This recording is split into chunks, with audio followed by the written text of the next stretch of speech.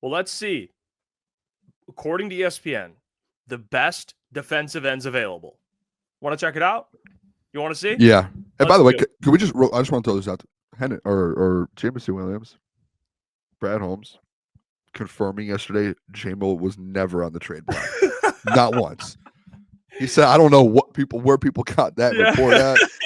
He said, I never had a conversation with Dan about trading J-Mo. Yeah. Well, here's the best available. Okay, let's go through it. So, for defensive ends, these are the best players available. Look at this list. Mike Green, still there. Donovan Izaraku, Jordan Birch, JTT, Oladejo, Nick Scorton, Landon Jackson, Josiah Stewart, Braden Swinson, Princely, Savion Jones, Jack Sawyer, Kyle Kennard, Jared Ivey's still here. Like, look at there's probably 15 to 20 guys that you'd be okay with taking today. Mike Green. And a handful of these guys that probably should have been first rounders. I mean, Mike Green, Donovan Izaraku, and Nick Scorton all mocked to the first round a lot. And if it's not those guys, like I said, you still have a handful of really good pass rushers. And I think what Brad has to weigh out to himself is, if we're going to take an edge at 28, will there be a similar player in the second, similar caliber of player that either A, I could trade up for, or B, I can say put at 60 and take?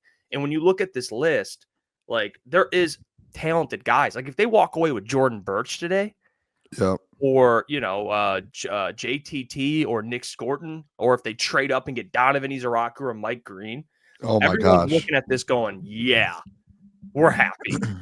Like, dude. These are dudes that are still available here. Can I throw something out there with the chat real quick, Justin? I'm sorry, Jeff. I know we're cooking right now. He said at 28 we took the rank 52 big. That's a reach when rank 19 was still on the board. If you're covering the draft or you're talking about the draft, take away big boards and take away rankings. It means nothing. Just because 19 was on the board, there were 31 other teams that passed on that player. Yeah. What is 31 other teams? And I know the Eagles got Jahad Campbell, but there are and Mike Green's a top 20 ranked guy as well. There are so many other teams that passed on these players. Just because an analyst makes a guy a top 15 ranked player doesn't mean he is actually top 15 ranked in a GM's book. That's an analyst ranking. GMs have a completely different ranking. And when you see other teams passing on certain players and Brad's passing on them as well, and Brad doesn't have Mike Green ranked that high. He doesn't have Donovan Izaraku ranked that high. He doesn't have Jahad Campbell ranked that high to where he's able to be like, I'm taking him. Then there's other GMs that have that as well. So there's a reason behind it. Don't always, what Corey just said, don't always look at the analyst rankings. Don't always listen to what the analysts. Those guys are doing what they think. They don't know. They have no clue. They're not in those rooms. And the analysts too. They don't send 100 scouts around the country watching these guys. They're one person. They can only watch so much. So I'm with you though, Jeff. That list right there. That list is. I had a dream last night, and I'm not kidding. This is like a legit, and I don't know if it's going to come true, but I slept 2 hours last night, 3 hours. You know how to dream about, Jeff? What'd you have a dream I had a dream about our show tonight, and I actually woke up in a panic thinking that I missed it for social and graphics. This is how obsessed we are with the game. I woke up in a panic, Jeff, like, oh my gosh, did I miss to post a pic? Jordan Birch. Yeah. I legit I'm not kidding. It was like a legit dream in my sleep. I can see it, man. And I woke up and in my dream, I was like, oh, we drafted Jordan Birch. Do we have a graphic? And I'm looking around and I'm like in my bed and I'm like, oh no. And it was Jordan Birch. And I'm like, imagine if we draft Jordan Birch tonight. And I just did that. Jordan Birch, if you leave round 2, if your first 2 picks are Tyleek and Jordan Birch, hypothetically, there's a bunch of edges, but let's just go with that. And then in the 3rd round, you could still take like a here. I'll put it on the screen here so we can see. We have 102 in the 3rd, correct? So look at the guards. So you look at some of the guards: Jonah, Tate, Marcus, Miles, Dylan Fairchild. There's still Joshua Gray from Oregon State. There's still some pretty good guards, solid guards. If you want to take a guard too. What about tackle? Tackle Ariante Ursi, Charles Grant, Anthony Belton, Logan Brown down there. Johnny Cornelius who could play guard. So there's still guys here that if you want to take in the third round will probably still be there too. So I think for Brad, it's about what does he do today, of course. Yeah. And I'll say this, man, and I'll say it because I know this. I think we're us in the chat. The chat can agree with this.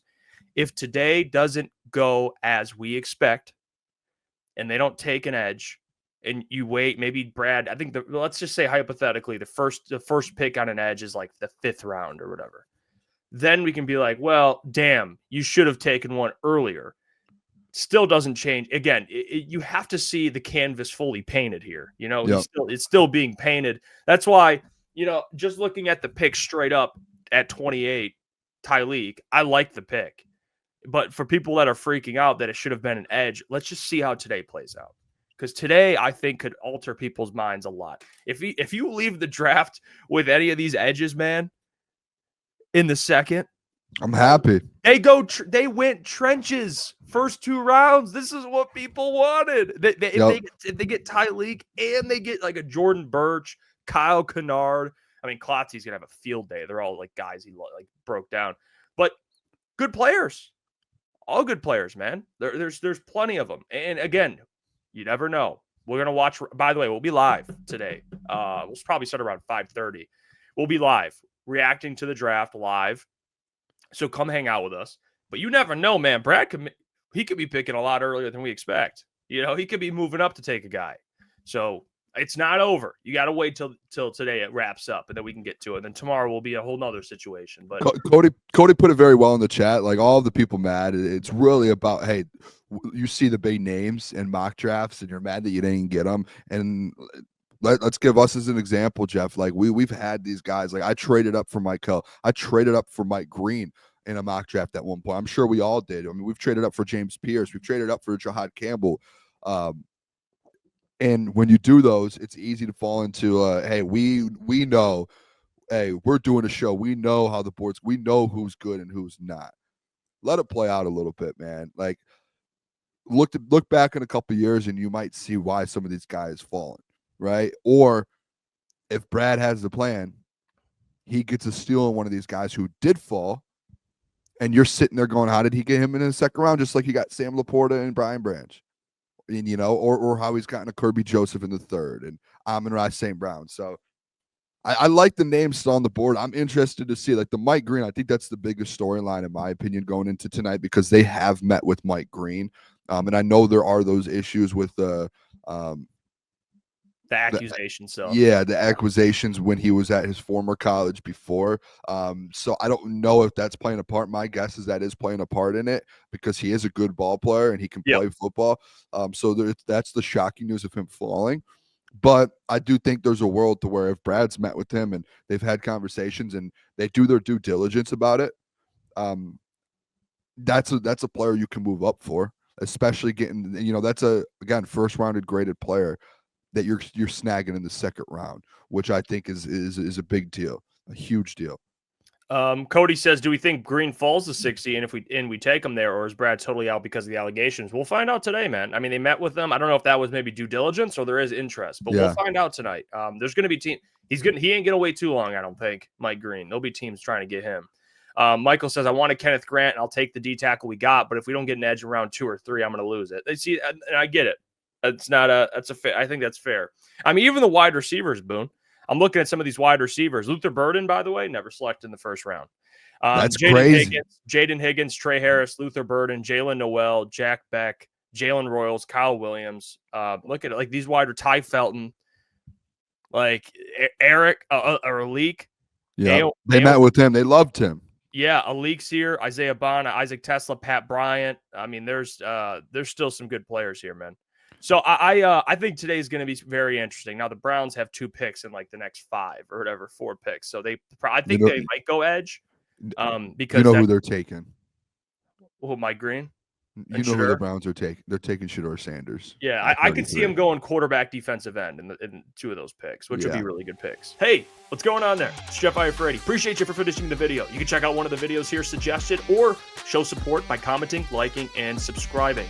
And buy your merchandise, officialctsports.com.